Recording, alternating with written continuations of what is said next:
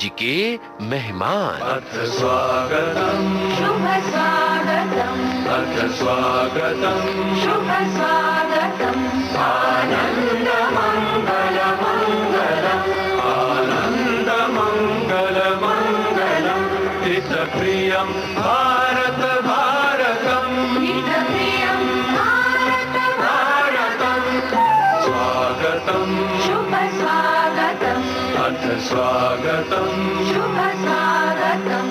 नमस्कार दोस्तों, ये महज महफिल नहीं है, ये ख्वाबों की ज़मीन है। पर्दा तो उठने दो दोस्तों, ढेरों हंसी वाक़यात होंगे।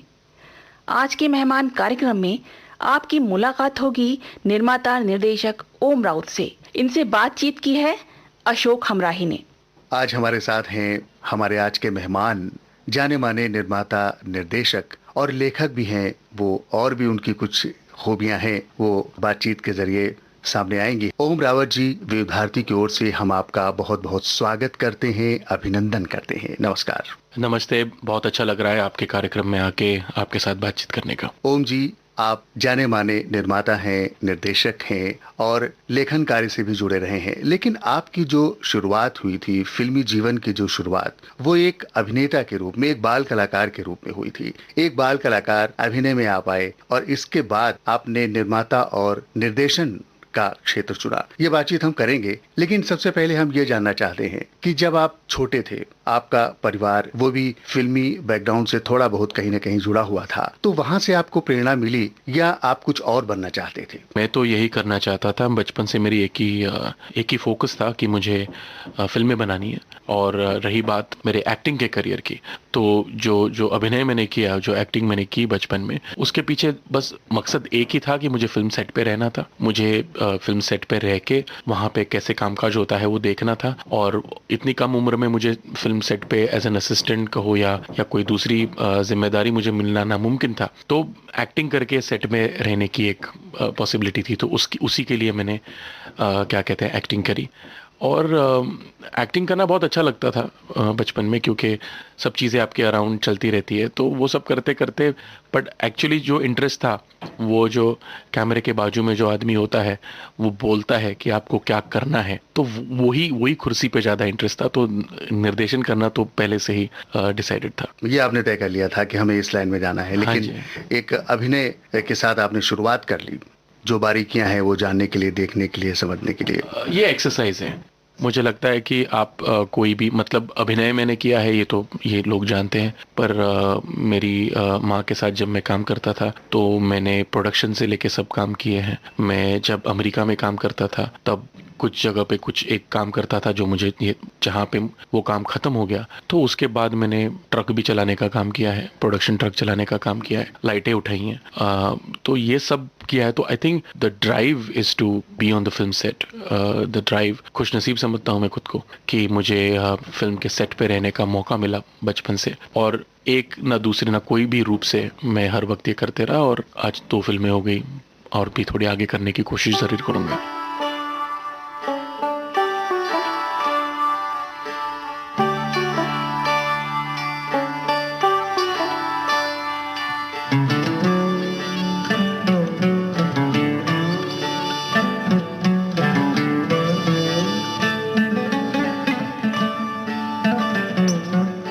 सांस की हर लौ से तेरी रोशन मैं आंगन करूं। सांस की हर लौ से तेरी रोशन मैं आंगन करूं। तारा बन धरती पे चमके, तिनक तिनक श्रृंगार करूं, वीर सिंदूरी माथे रचूं। तिनक तिनक श्रृंगार करूं, वीर सिंदूरी माथे रचूं।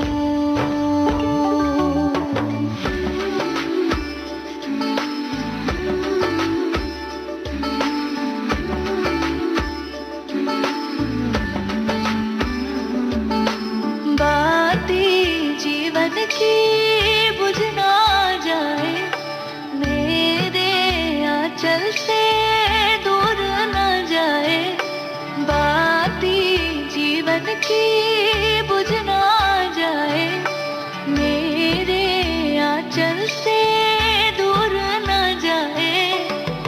खट नटखट तेरी पाँव की करवट से, तेरी सांसों को मैं आज सुनूं, तेरे होने की इन सांसों को मुट्ठी में अपनी कैद करूं, सांस की हर लौ से तेरी वीर सिंदूरी माथे रचूं, तिनक तिनक श्रृंगार करूं, वीर सिंदूरी माथे रचूं।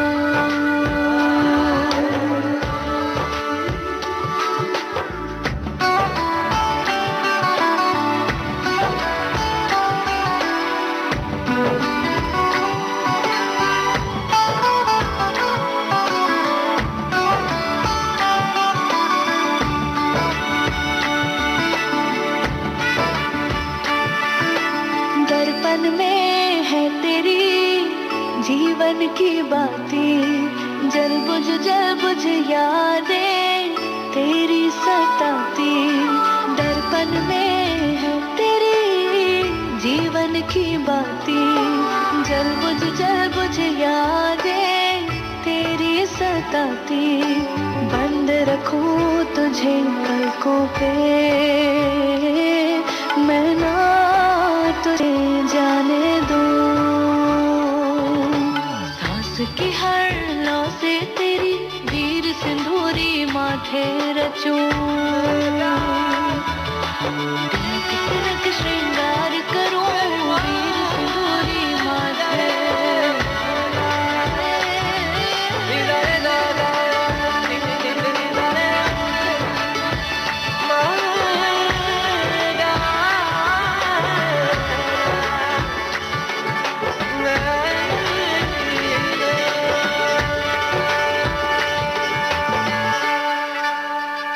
ओम जी, आपके जीवन में आपकी माताजी नीना राउत जी का काफी विशेष स्थान हम कह सकते हैं कि रहा है आपके जीवन में। तो उनके बारे में, उनका जो रचनात्मक रहा है उसके बारे में, या आपका साथ या आपकी जो प्रेरणा, क्या क्या उनके बारे में है, वो हमें आप बताएंगे? माँ से मैं बहुत कुछ सीखा हूँ। मेरी माँ से या मेरे पिता से बहुत कुछ सीखा है। माँ तो खैर हम एक ही माध्यम में है, तो थोड़ी तालीम मुझे वहाँ से, घर से मिली, मेरे नाना जी से, मेरी माँ से। और पिता से भी मैं बहुत कुछ सीखा हूँ कि एक्सप्रेशन जिसे कहते हैं, how to express, is something that I have learn from them. The exposure that I have had, जिस तरह से मुझे बहुत ही कम आयु में मुझे अधिकाधिक चीज़ों के ऊपर उन्होंने एक्सपोज किया और अधिकाधिक चीज़ें मुझे जो उन्होंने सिखाई, तो उस कारण मैं जो भी आज कर पा रहा हूँ वो वहीं से आता है। माँ एक खुद प्रोड्यूसर है, तो प्रोड्यूसिंग मेरे जीन्स में है, मेरे खून में है। और जो एक आनंद जो होता है कुछ क्रिएशन का, कुछ बनाने का आनंद जो होता है, जो मैंने बचपन से मेरी माँ की आंखों में देखा है। तो जब भी उनका कोई कंटेंट जो बनाया वो प्रोड्यूस होकर जब निकलता है, तो जिस तरह से उन्होंने इतनी पैशन के साथ वो हर वक्त किया है और उसकी कंप्लीशन पे जो सुकून मैंने उनकी आंखों में देखा है, सो मेरे हिसाब से और मेरी जानकारी से जो सेंस ऑफ कंप्लीशन जिसे कहते हैं, वो मैंने वहाँ से सीखा है। तो ये बहुत ही अमूल्य चीज़ मुझे मेरी माँ ने सिखाई है। तो जो भी है वो आज माता पिता की वजह से ही है। ग्रैंडफादर है, वो भी फिल्म एडिटर रह चुके हैं, उन्होंने भी प्रोड्यूसर डायरेक्ट किया है। तो जो क्या है, बचपन से ही एक फिल्म मेकिंग और जो ग्रामर जिसे हम कहते हैं, सिनेमा का ग्रामर, वो बचपन से ही मुझे मेरे नाना जी ने सिखाया। और सच कहूँ तो जो सिनेमा का प्यार है वो उनका है, मेरी माँ का है, और उनके बदौलत तो जो भी है, वो जो पैशन ऑफ सिनेमा जिसे कहते हैं, वो that has come from my grandfather. And एक बहुत ही प्योरिटी के साथ उन्होंने मुझे सिनेमा की तरफ देखने के लिए सिखाया, मेरी माँ ने या मेरे नाना ने। तो उनके साथ रहकर ही मैं जो भी है मेरी तालीम करते रहा। तो एक गाना अपनी माँ को डेडिकेट। मेरी माँ का बहुत ही फेवरेट गाना है, हर फिक्र को धुएं में उड़ाता चल गया। अगर आप वो सुनाए तो बहुत बढ़िया होगा। बिल्कुल, जरूर सुनते हैं।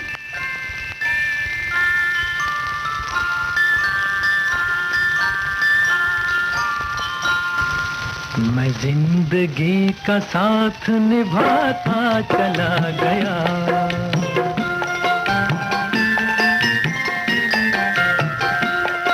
हर फिक्र को धुएं में उड़ाता चला गया, हर फिक्र को धुएं में उड़ा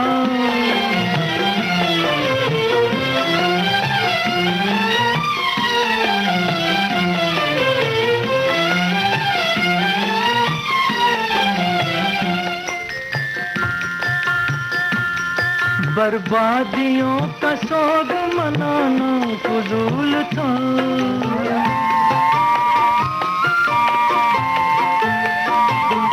बर्बादियों का सोग मनाना फजूल था, मनाना फजूल था, मनाना फजूल था। बर्बादियों का जश्न मनाता चला गया, बर्बादियों का जश्न मनाता चला गया, हर फिक्र को धुएं में उड़ा।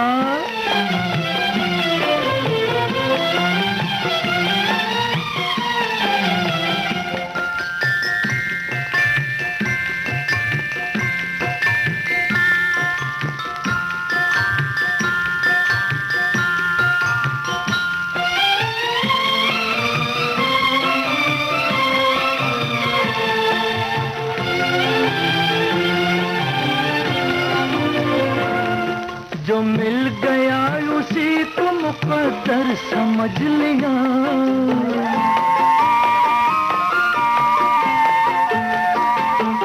जो मिल गया उसी को मुकद्दर समझ लिया, मुकद्दर समझ लिया, मुकद्दर समझ लिया। जो खो गया मैं उसको भुलाता चला गया, जो खो गया मैं उसको भुलाता चला गया, हर फिक्र को धुएं में उड़ा।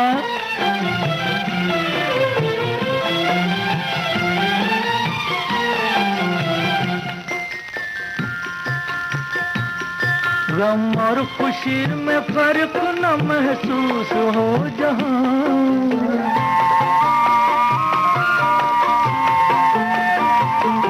गम और खुशी में फर्क न महसूस हो जहां, न महसूस हो जहां, न महसूस हो जहां। मैं दिल को उस मकाम पे लाता चला गया, मैं दिल को उस मकाम पे लाता चला गया, मैं जिंदगी का साथ निभाता चला गया, हर फिक्र को धुएं में उड़ाता चला गया। ये आपकी जो फिल्म आई थी करामती कोर्ट, हाँ जी, उसके बारे में कुछ बताएंगे? मैं बहुत छोटा था तभी, काफ़ी साल गुजर गए। अजय कार्तिक सर उसके निर्माता निर्देशक थे, उनसे बहुत सीखा मैंने। उनसे मैंने एक बहुत ही इंपॉर्टेंट एस्पेक्ट होती है डायरेक्टिंग फॉर एक्टर्स। तब टेक्निकलिटीज ज़्यादा समझ में नहीं आती थी, but directing for actors is a very important aspect. तो वो मैंने उनसे काफ़ी सीखा, उनसे भी सीखा। और स्कूल के वक्त मेरी जो मेंटोर रही है विद्या पटवर्धन, उनसे भी मैंने बहुत डायरेक्टिंग फॉर एक्टर्स सीखा। और अजय कार्तिक सर के साथ काम करके एक बहुत ज़्यादा कॉन्फिडेंस मुझे आया, उन्होंने बहुत ज़्यादा कॉन्फिडेंस दिया मुझे। शायद मुझे लगता है मैं लोगों से सुनता हूँ, मुझे तो याद नहीं है, पर मैं बहुत शाय लड़का था बचपन में। पर इन लोगों के साथ रह के, विद्या पटवर्धन जी हो या अजय कार्तिक सर हो, इन लोगों के साथ रह के मैंने एक कॉन्फिडेंस बिल्डिंग थोड़ा मेरे में हो गया। और जब आज मैं सेट पे खड़ा रहता हूँ तो जब 500 लोग आपकी तरफ देख रहे होते हैं, क्या करना होता है, इसका जो मतलब जो सेंटर है, इसका जो main core of the confidence है, वो मुझे इन लोगों से मिला। तो इनसे मैंने वो सीखा। तो वो बचपन में इनकी वजह से मुझे ये सीखने को मिला, उसमें बहुत खुश नसीब हूँ। मतलब करामाती कोर्ट के बाद एक करामाती निर्माता निर्देशक हमें मिला, इसकी बातचीत हम करेंगे। अभी ये गाना सुन लें।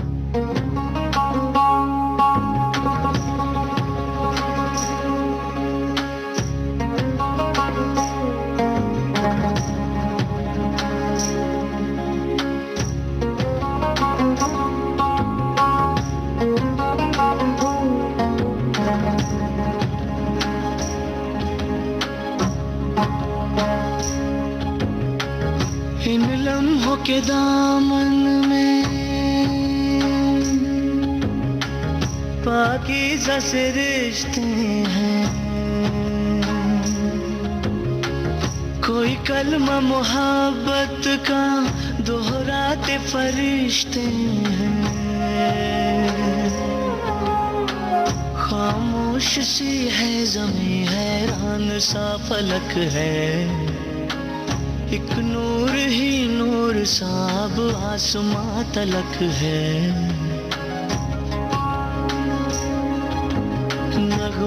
नगमे है जागती सोती फिजाओं में, हुस्न है सारी अदाओं में, इश्क है जैसे हवाओं में। ओ नगमे ही नगमे है जागती सोती फिजाओं में, हुस्न है सारी अदाओं में, इश्क है जैसे हवाओं में।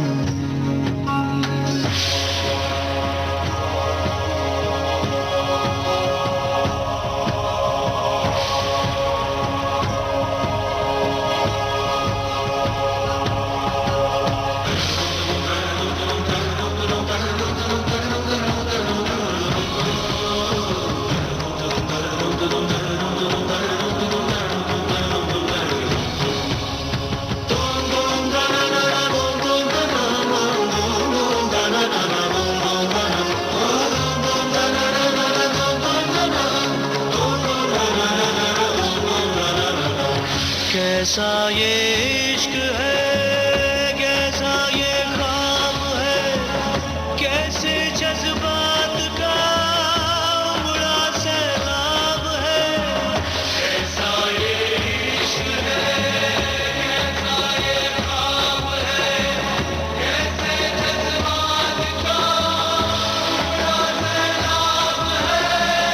इन बदले रातें बदली बातें बदली,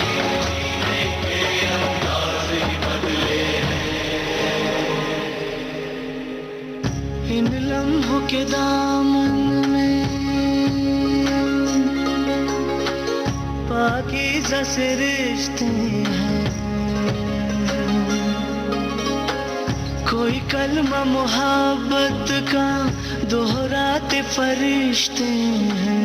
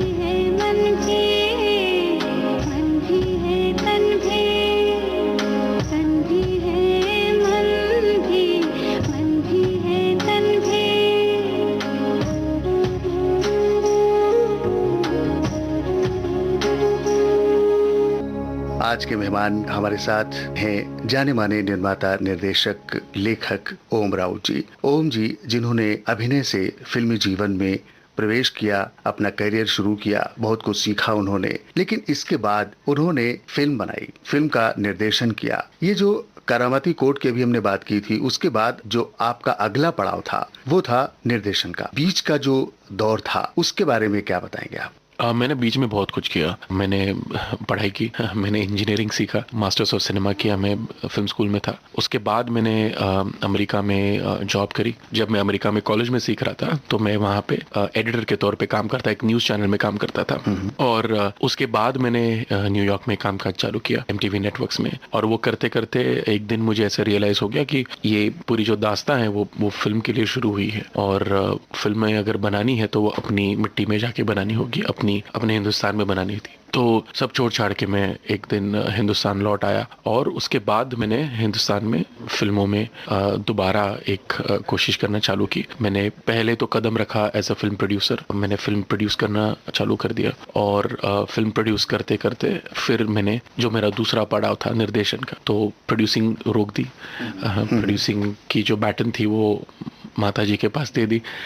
उन्होंने प्रोड्यूस की मेरी फिल्म और मैंने लोकमान्य एक युग पुरुष जो मराठी में बनी, लोकमान्य तिलक की सीख पर उनके जो टीचिंग्स है उसके ऊपर वो फिल्म बनाई। और उसके बाद 2015 में वो फिल्म रिलीज हुई, जनवरी 2015। आज 5 साल हो गए मैं तानाजी के काम में जुट गया। आज 5 साल बाद फिल्म रिलीज हो गई है और सिनेमाघरों में बहुत अच्छा रिस्पांस मिल रहा है। अधिकाधिक लोग देख रहे हैं, हिंदुस्तान में हो या हिंदुस्तान के बाहर हो। बहुत अच्छे नंबर्स ला रही है, एग्जाम में बैठने जैसा होता है, एग्जाम में अपीयर करने जैसा होता है। तो अच्छा लग रहा है। After 5 years it's come to where it has come. मतलब एक निर्देशक के रूप में हम कह सकते हैं कि आपके जीवन के 2 पड़ाव बड़े खास पड़ाव रहे। पहला लोकमान्य और इसके बाद तानाजी। हाँ, 2 है अलग ढंग के फिल्म्स हैं, बहुत ही अलग स्टाइल के फिल्म्स हैं। और लोकमान्य में अलग चैलेंजेस थे, तानाजी में अलग चैलेंजेस थे। तो दोनों एक अलग, दोनों हिस्टोरिकल फिल्म्स हैं, दोनों ऐतिहासिक व्यक्तियों के ऊपर या घटनाओं के ऊपर फिल्म्स हैं, पर दोनों का नज़रिया बिल्कुल अलग है। तो अच्छा लगता है कि एक ही जोन में फिल्म करते हुए भी 2 अलग किस्म की फिल्में करने का मुझे मौका मिला। ओम राव जी, आपने एक विधिवत जिसको कहते हैं, पूरी तरह से आपने अपना मन बनाया, यूं ही नहीं आए, आपने पूरी तैयारी की और उसकी जो बारीकियां हैं उसको सीखा। एक तरह से जैसे कि एक स्कूलिंग की आपने, और वो सेट पे जाकर के की। ऐसा नहीं कि आपने सिर्फ मेरी तालीम जो है वो दो जगह पे हुई है। मेरी तालीम ये फिल्म स्कूल में भी हुई है, मेरी तालीम घर पे और सेट पे भी हुई है। तो मैं of course practical training is very important. Practical training से बहुत कुछ सीखने मिलता है, पर उसके साथ अगर जोड़ आपकी किताबों के ऊपर हो, थियोरी के ऊपर हो, तो वो बहुत ही अच्छा होता है। और भगवान की दया से मुझे दोनों करने का मौका मिला। तो जो ट्रेनिंग जो है, जो तालीम जो है, वो दोनों जगह पे हुई। बहुत बार घर में हम बात करते वक्त आज भी बहुत ही सिनेमा लैंग्वेज में बात करते हैं। बहुत लोगों को वो बहुत ऑड लगता है, अलग लगता है कि ये ऐसे कैसे बात करते हैं, पर शायद उसी तरह से हम पले बड़े हैं। और मतलब कुछ खत्म हो गया, कुछ निकल रहे हैं, तो बहुत ही नेचुरली हमारे यहाँ से, या वो मेरी माँ हो या मैं हूँ या जो भी हो, हम बोलते वक्त बहुत ही नेचुरली बोलते हैं, अब यहाँ से पैकअप, अब निकलो। सो वो बहुत ही एक नेचुरल है। कुछ कहानी हम बोल रहे हैं तो थोड़ा फिल्म टेक्निकल एनवायरनमेंट हमारे घर में बहुत ज़्यादा है। इसीलिए आपने फिल्म में जो तकनीक है उस पर काफ़ी ध्यान दिया। टेक्निक की जो बात है, मुझे लगता है कि film director is definitely an artist but a technician first. हम सब टेक्नीशियन हैं और उस तरह से ही होना चाहिए। आर्टिस्ट जो है वो आपके बीच में होना चाहिए। What is art? Art is extra developed science. जो टेक्निकलिटीज़ जो है, ऑडियो विजुअल मीडियम है, तो इसमें सब चीज़ों को साथ में लेके ही आपको आगे जाना होता है। और जिस तरह से आज दुनिया एक लेवल पे आ गई है, तो मुझे लगता है कि टेक्निक और टेक्निकल एस्पेक्ट्स को यूज़ करके फिल्मों में अधिकाधिक उसका प्रणाली उसका यूज़ किया जाएगा। और उसी तरह से मेरी फिल्म मेकिंग भी बहुत टेक्निकल एस्पेक्ट्स पे डिपेंडेंट है। मैं भरोसा रखता हूँ उसके ऊपर, और उसके ऊपर और उसके सहायता से ही मैं आगे बढ़ता हूँ। तो उस सब चीज़ों के लिए होमवर्क तो लगता है, उस सब चीज़ों के लिए एक बैकबोन लगता है। वो करते करते हम आगे बढ़ते हैं। शायद विश्व में जिस तरह से फिल्में बन रही हैं, हिंदुस्तान में भी उसी तरह से फिल्में बनेगी और बन रही हैं, जैसे हम एज वी स्पीक, और उसी तरह से हम आगे बढ़ते रहेंगे।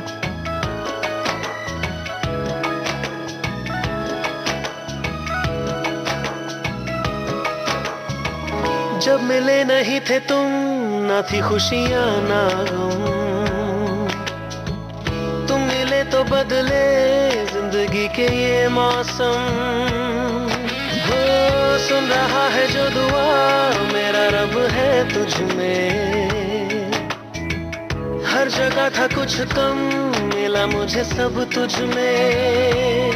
रात दिन देखना तुझको आदत मेरी, यूं तुझे चाहना है इबादत मेरी। तुम हो मेरा प्यार, तुमसे है करार, तुमको ही बसाया मैंने यादों में। तुमसे है नशा, तुमसे है खुमार, तुमको ही सजाया मैंने ख्वाबों में। तुम हो मेरा प्यार, तुमसे है करार, तुमको ही बसाया मैंने यादों में। जिस्म से रूह तक है तुम्हारे निशान, बन गए तुम मेरी जिंदगी।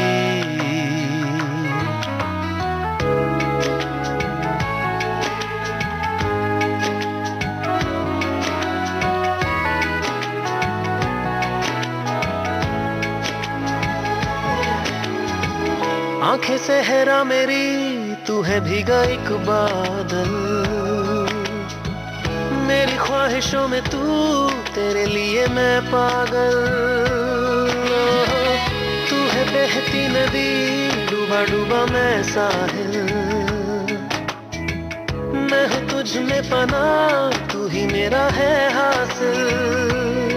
जब से तू ओ सनम मेरी बाहों में है, एक उजाला सा दिल की पनाहों में है। तुम हो मेरा प्यार, तुमसे है करार, तुमको ही बसाया मैंने यादों में। तुमसे है नशा, तुमसे है खुमार, तुमको ही सजाया मैंने ख्वाबों में। तुम हो मेरा प्यार, तुमसे है करार, तुमको ही बसाया मैंने यादों में। तुमसे है नशा, तुमसे है खुमार, तुमको ही सजाया मैंने ख्वाबों में। तुम हो मेरा प्यार, तुमसे है करार, तुमको ही बसाया मैंने यादों में। तुमसे है नशा, तुमसे है खुमार, तुमको ही सजाया मैंने ख्वाबों में। तुम हो मेरा प्यार, तुमसे है करार, तुमको ही बसाया मैंने यादों में। तुमसे है नशा, तुमसे है खुमार, तुमको ही सजाया मैंने ख्वाबों में। अभी हम दो फिल्में उनका जिक्र जरूर करना चाहेंगे, जिससे कि हमारे श्रोताओं को मालूम हो कि आपने इससे पहले, लोकमान्य से पहले भी दो फिल्में आपके नाम से जुड़ी हैं। एक थी, आपको याद होगा, सिटी ऑफ गोल्ड, और दूसरी हॉन्टेड 3D। तो इसके बारे में भी थोड़ा सा बताते हुए तब आगे बढ़ें। City of Gold was directed by very talented Mahesh Manjrekar, and Haunted 3D was directed by Vikram Bhatt. इन फिल्मों में मेरा इन्वॉल्वमेंट जो है ये निर्माता के रूप में रही है। और ये जो फिल्म, मतलब हॉन्टेड जो है, वो इंडिया की सबसे बड़ी, उस ज़माने की हाईएस्ट क्रॉसिंग हॉरर फिल्म रही है। विक्रम भट्ट सर जो है वो हॉरर में एक बहुत तरबेज हैं, बहुत उनका वो कहते हैं ना, उनका वो उनका मीडियम है, और बहुत ही बढ़िया काम उन्होंने किया। विक्रम सर के साथ रह के जो भी वार्तालाप उनके साथ हुआ ये फिल्म के दौरान, फिल्म के बाद, तो मैंने बहुत कुछ समझा, सीखा उनसे। और 3D के ऊपर उनका बहुत ज़्यादा रिसर्च था वो ज़माने में। विक्रम सर हो या उनके DOP father Praveen Bhatt sir हो, इन्होंने बहुत ज़्यादा रिसर्च किया। तो उनसे समझ के मैंने काफ़ी, मतलब इंट्रोडक्शन टू 3D जो है वो मैं कह सकता हूँ कि मैं विक्रम भट्ट जी से सीखा, और जाने अनजाने में वो मुझे बहुत कुछ सिखा गए। उसका थोड़ा बहुत फ़ायदा मैंने तानाजी के वक्त भी किया 3D करते वक्त, तो वो से तालीम रही है। महेश के बारे में कहूँ तो महेश जी एक अपने आप में एक स्कूल है। महेश जी जो है, जब हमने सिटी ऑफ गोल्ड की थी, जिसका मराठी में नाम लाल बाग परळ था, 2 लैंग्वेज में साइमल्टेनियसली रिलीज हुई थी फिल्म, तो महेश जी से प्रोड्यूसिंग के बारे में मैंने बहुत सीखा, क्योंकि वो मेरी पहली फिल्म थी इंडिया में आने के बाद। तो अमेरिका से आया था, सेट पे आने के बाद 300-350 लोग सामने, इन लोग करते क्या है, वहाँ से शुरुआत थी। तो महेश जी ने बहुत बड़े प्यार से सब सिखाया, और उनसे बहुत कुछ सीखते रहा मैं पूरी फिल्म के मेकिंग के दौरान। तो मेरे लिए तो बहुत ही अच्छा लर्निंग कर्व रहा है इन दिग्गजों के साथ काम करने का, और बढ़ता गया आगे, और फिर खुद अपनी फिल्में बनाने लग गया। तो अभी यहाँ पर एक गाना सुनते हैं।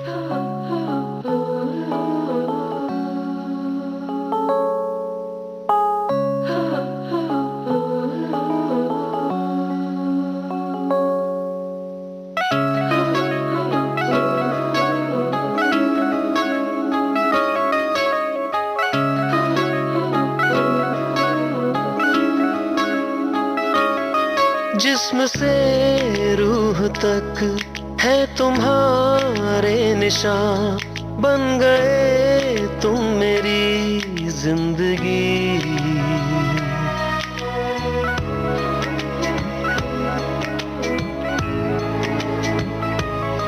जिस्म से रूह तक है तुम्हारे निशान, बन गए तुम मेरी जिंदगी। जब से तुम हो मिले जानो दिल है खिले, तुमसे वाबस्ता है हर खुशी। तुम हो मेरा प्यार, तुमसे है करार, तुमको ही बसाया मैंने यादों में। तुमसे है नशा, तुमसे है खुमार, तुमको ही सजाया मैंने ख्वाबों में। तुम हो मेरा प्यार, तुमसे है करार, तुमको ही बसाया मैंने यादों में।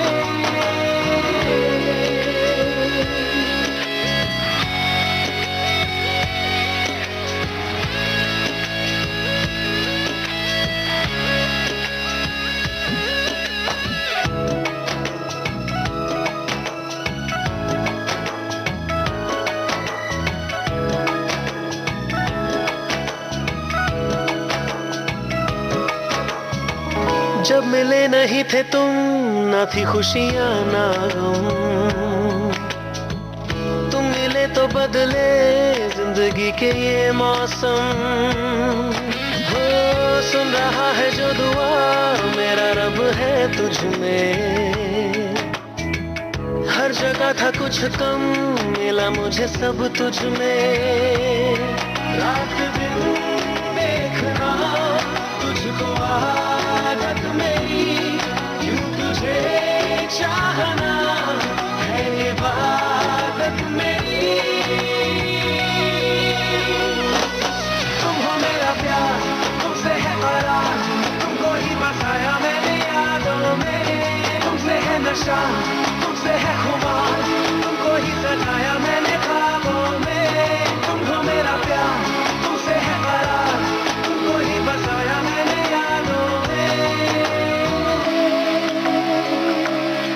जिस्म से रूह तक है तुम्हारे निशान, बन गए तुम मेरी जिंदगी।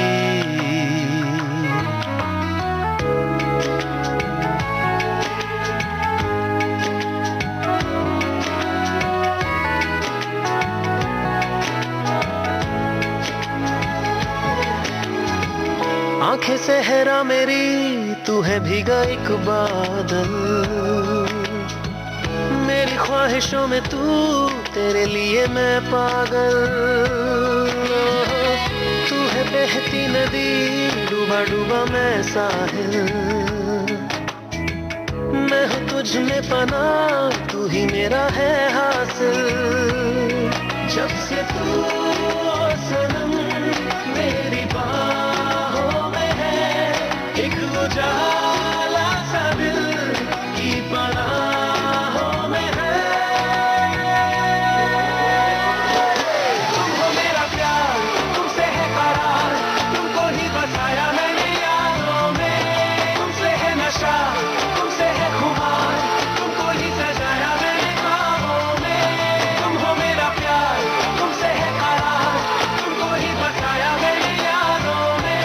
तुमसे है नशा, तुमसे है खुमार, तुमको ही सजाया मैंने ख्वाबों में। तुम हो मेरा प्यार, तुमसे है करार, तुमको ही बसाया मैंने यादों में। तुमसे है नशा, तुमसे है खुमार, तुमको ही सजाया मैंने ख्वाबों में। तुम हो मेरा प्यार, तुमसे है करार, तुमको ही बसाया मैंने यादों में। तुमसे है नशा, तुमसे है खुमार, तुमको ही सजाया मैंने ख्वाबों में। ओम राव जी, आपने पहली फिल्म से ही अपनी एक पहचान बना ली, एक ऐसी पहचान बना ली कि लोग आपको एक सफल निर्माता निर्देशक के रूप में जानने लगे, और वो फिल्म थी लोकमान्य। हालांकि वो मराठी भाषा में फिल्म बनी थी, लेकिन फिर भी उसने हर किसी के दिल को जीत लिया। तो ये फिल्म कैसे आपके दिमाग में आई कि हमें इस तरह की फिल्म बनानी चाहिए, या ये फिल्म जो है वो कैसी बननी चाहिए, इसके बारे में कुछ बताइए। मैं फ्रस्ट्रेट हो गया था। मैं जब अमेरिका से हिंदुस्तान लौटा तो बहुत ही फ्रस्ट्रेटेड था क्योंकि बहुत सारे, ये 2014 की पहले की बात है, 2014 नहीं हुआ था। तो बहुत फ्रस्ट्रेटेड था कि जो यंगस्टर्स हैं उनको एक लीडरशिप नहीं थी। इस बीच का दौर काफी हो चुका बहुत था। ही खतरनाक फेज से हम गुजर रहे थे एज अ नेशन।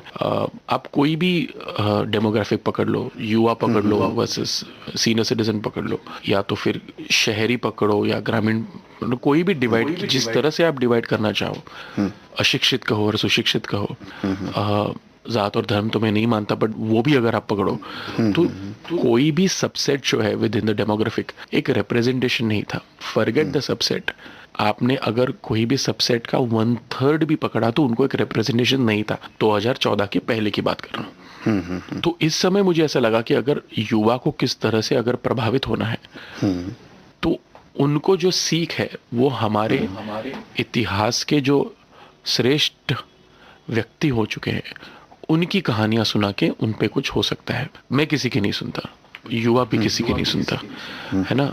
जो बात ऐसी है ना कि गीता ये मॉडर्न लिटरेचर है बहुत, मुझे लगता है कि गीता ये यंगस्टर्स ने पढ़नी चाहिए। गीता ये रिटायरमेंट के बाद पढ़ने की ग्रंथ नहीं है। गीता जितने आप जल्दी पढ़ो उतना आपका अच्छा हो सकता है। तो गीता में क्या कहा है, गीता में बहुत मॉडर्न लिटरेचर है, उसमें कहा है मल्टीपल चॉइस ऑप्शन दिए। आप ये करोगे तो आपको ये मिलेगा, ये करोगे तो ये मिलेगा, ये करोगे तो ये मिलेगा। उसमें डूज एंड डोंट्स नहीं है, ये करना चाहिए और ये नहीं करना चाहिए, ऐसे कभी कहा नहीं है। तो चॉइस आपका है। तो आज का जो नौजवान है वो नौजवान को आप बोल नहीं सकते कि भाई ये कर, ये मत कर, मोबाइल देखना बंद कर, बाइक धीरे चलाना चालू कर, फास्ट मत चला, या ये शिक्षा ले, ये मत ले। ये आप उसको बोल नहीं सकते क्योंकि उसकी अपने आप में, जो मिलेनियल जिसको कहते हैं, उसकी अपने आप में एक सोच है, उसकी सोच पे वो कायम है। पर आप ये जरूर कर सकते हो कि उन्हें कह सकते हो कि आप ये करोगे तो आप पूछे ये मिलेगा, ये करोगे तो ये मिलेगा। तो इसी को पकड़ के मैंने सोचा कि अगर लोकमान्य तिलक जी ने अपनी जब उनका कार्य जब चल रहा था तो उन्होंने इतनी एक्सट्रीम सिचुएशन में जिस तरह से अपना काम किया, तो वो अगर कहानी में लोगों को बताऊं तो उसके ऊपर कुछ इंस्पिरेशन मिल सकता है कि भाई इन्होंने अपने नौजवानी में ये किया था और उसका ये आगे हुआ।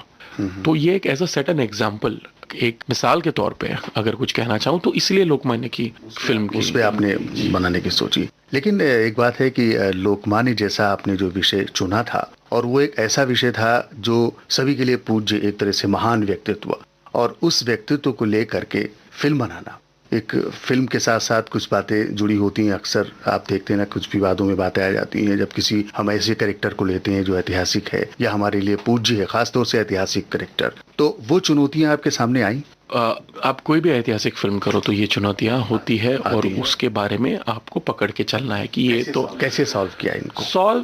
सॉल्व मतलब थोड़ा आपको कॉशियस रहना पड़ता है हर चीज़ों में, और आप सच्चे दिल से अगर कुछ काम करो तो उसमें कुछ गलत होने की गुंजाइश कम हो जाती है। आपको अगर आपके किरदार के ऊपर जो भी किरदार को आप पोर्ट्रे कर रहे हो, वो किरदार के ऊपर आपका अगर सच्चा प्यार हो और पूरी श्रद्धा के साथ, पूरी ऑनेस्टी के साथ, सिंसिरिटी के साथ अगर आप वो किरदार पेश करने की कोशिश करो तो उसमें गलतियां बहुत कम होती हैं। और लिबर्टीज तो लेनी पड़ती है क्योंकि ऐतिहासिक मुद्दे जो हैं वो ऐतिहासिक, आपके पास नोड्स होते हैं, पर उसका फिल इन द ब्लैंक्स जो है वो फिल इन द ब्लैंक्स आपको करना पड़ता है एज एन आर्टिस्टिक एक्सप्रेशन।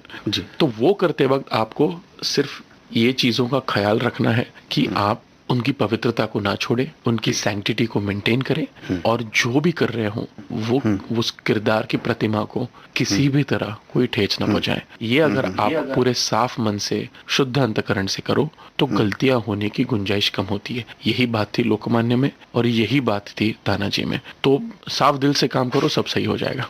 मतलब ये आपने बात बिल्कुल पकड़ के रखी थी। अच्छा, जब आपने फिल्म बनाई थी तो आपको क्या लगता था कि ये राष्ट्रीय स्तर पर इतनी मशहूर होगी, इतनी लोकप्रिय होगी, या इतने अवार्ड्स मिलेंगे लोकमान्य को? हाँ, मिले बहुत अवार्ड्स। नहीं, मैंने काम करते वक्त तो नहीं सोचता, मैं आज मतलब तानाजी करते वक्त भी नहीं सोचा था कि काम होता है। पूरी लगन से पूरी वो तो करना है, कर्मण्य वाली फलेषु कदाचन, वो आपने गीता का तो करना ही पड़ता है, नहीं तो आप कुछ भी नहीं कर पाते।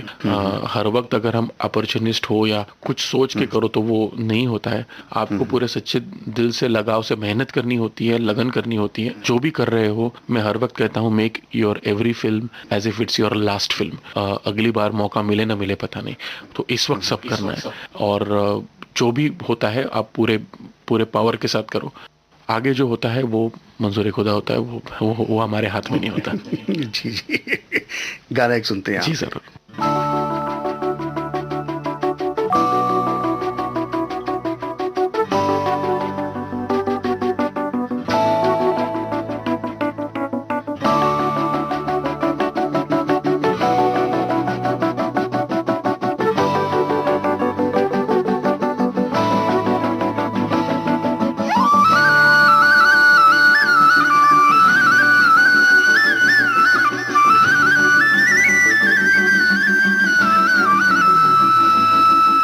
साथिया साथिया पगले से दिल ने ये क्या किया, चुन लिया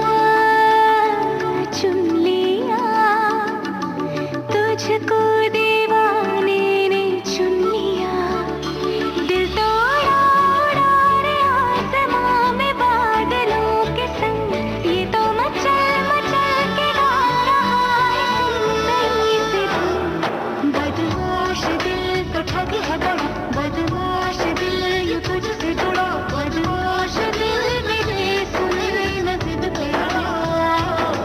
बदमाश दिल तो ठग है बड़ा, बदमाश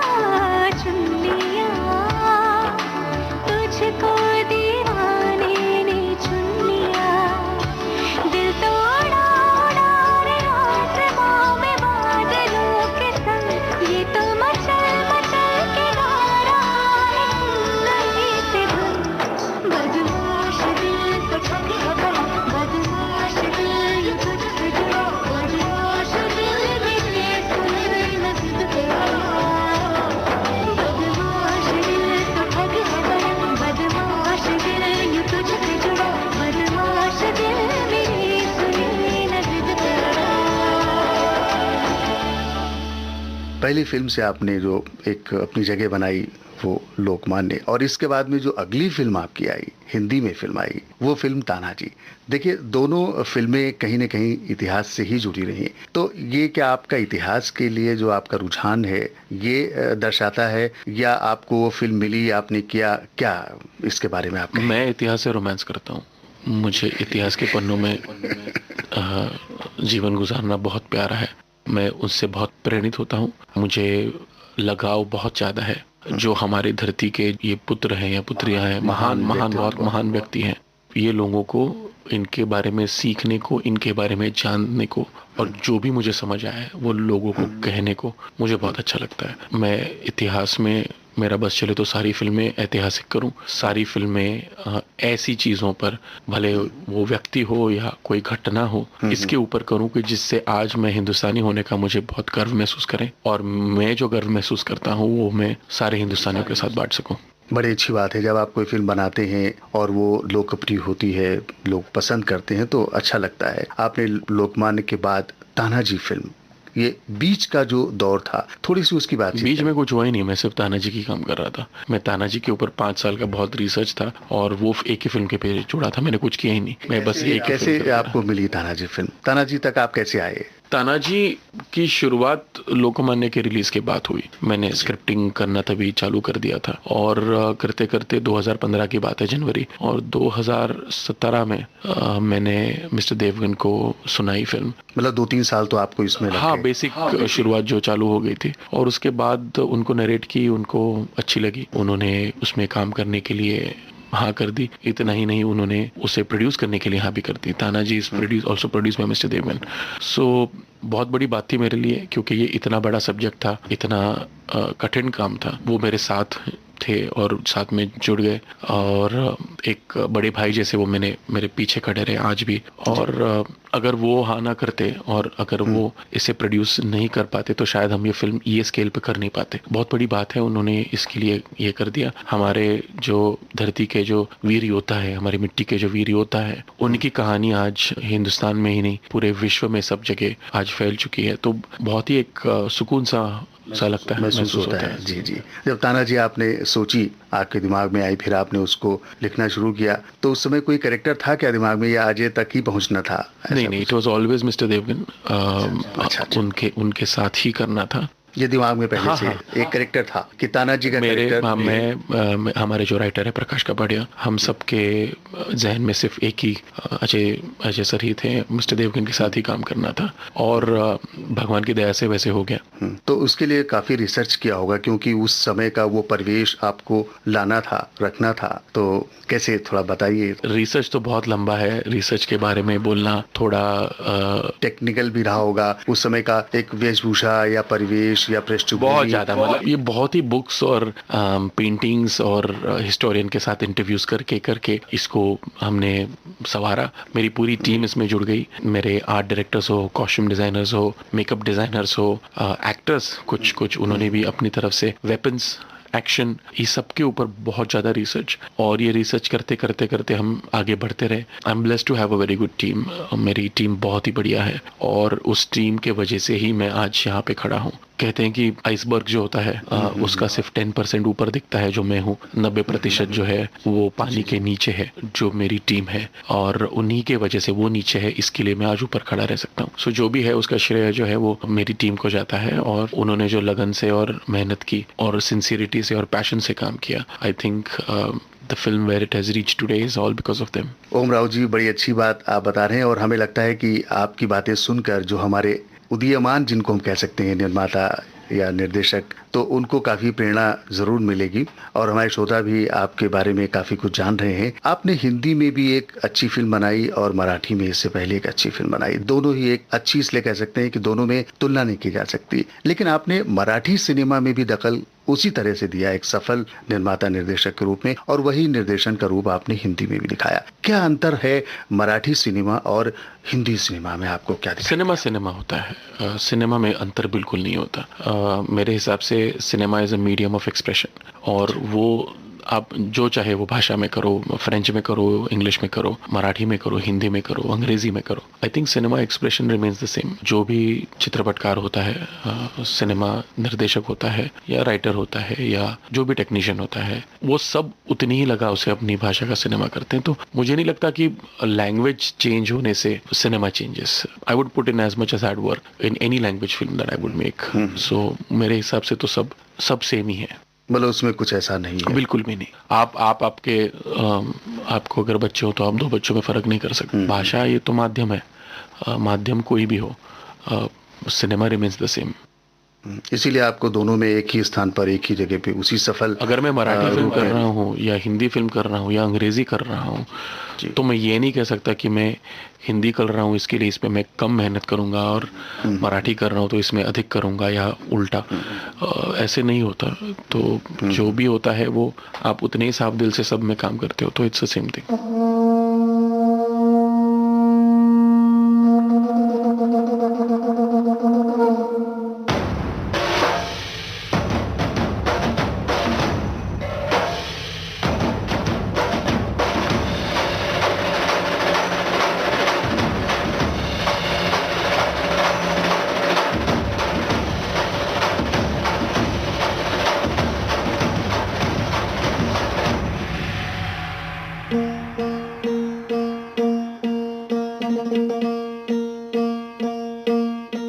सरर होलिका जले शत्रु राख में मिले हमने, जब जब शमशीरें ताने है माए भवानी।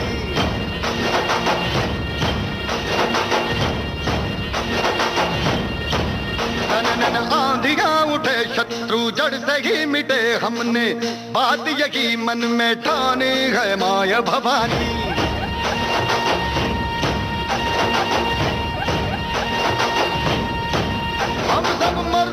बड़े बड़े खुददार है, अब हर एक दिन स्वराज का त्योहार है। अब ये शीश ना झुके तेरी लाज हम रखे, तेरे चरण की शपथ मां जगदम्बे है माया भवानी।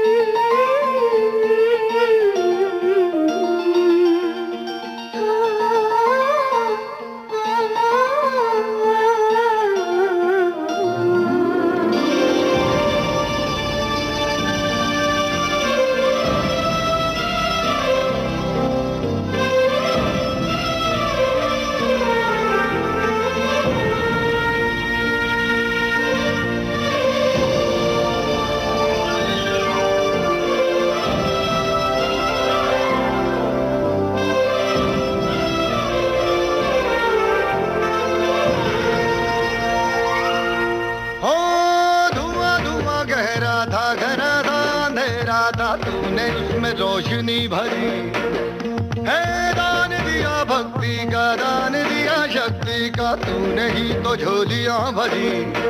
जो भी बरसों बरसों तरसी थे आई उन होठों पे हंसी, अम्बे माता तेरी कृपा से मेरे घर में आई खुशी।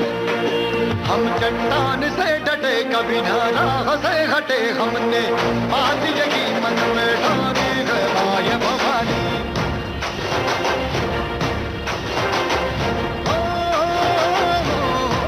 सनन आंधियां उठे शत्रु जड़ से ही मिटे हमने, जब जब शमशीरें तानी है माया भवानी।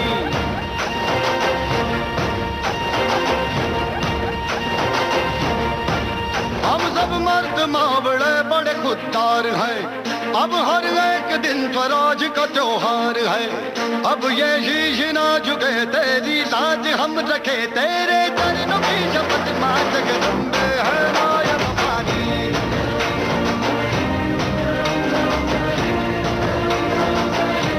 है माया भवानी।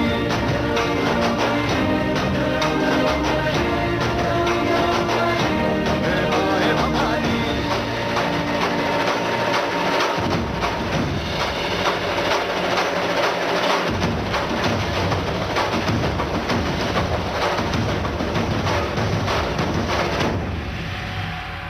एक युवा निर्माता निर्देशक के रूप में आपकी पहचान बन गई है। आपने तानाजी फिल्म बनाई, रिलीज हो गई, सफल रही ये फिल्म। अब आगे की कोई योजना आपने शुरू कर दी है? हाँ जी, अलग योजना तो करनी पड़ती है, पेट चलता है इसके ऊपर, तो वो कामकाज तो चालू है और वो उस बारे में क्या वो भी कोई ऐतिहासिक नहीं है, उसके ऊपर मैं अभी फिलहाल बात करना उचित नहीं समझता, क्योंकि जब सब हो जाए तब उसके बारे में बात करना मैं सही समझता हूँ। मैं थोड़ा पर्टिकुलर हूँ ये सब मामले में, तो जब आप फिर से दोबारा आपके शो में बुलाएंगे तो मैं जरूर आऊंगा और उसके बारे में बहुत खूब बताऊंगा। जरूर जरूर, और हम उम्मीद करते हैं कि वो फिल्म भी इसी तरह से कामयाब होगी। Thank you. और एक ये जो कामयाबी का जो एक आपका सिलसिला है वो आगे यूं ही बढ़ता रहेगा।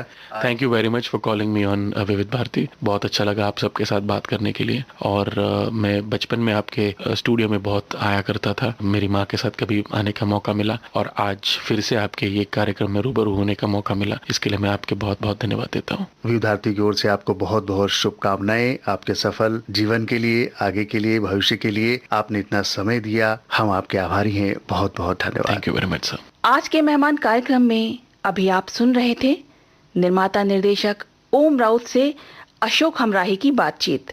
तकनीकी सहयोग HR पाटले और वंदना नाइक।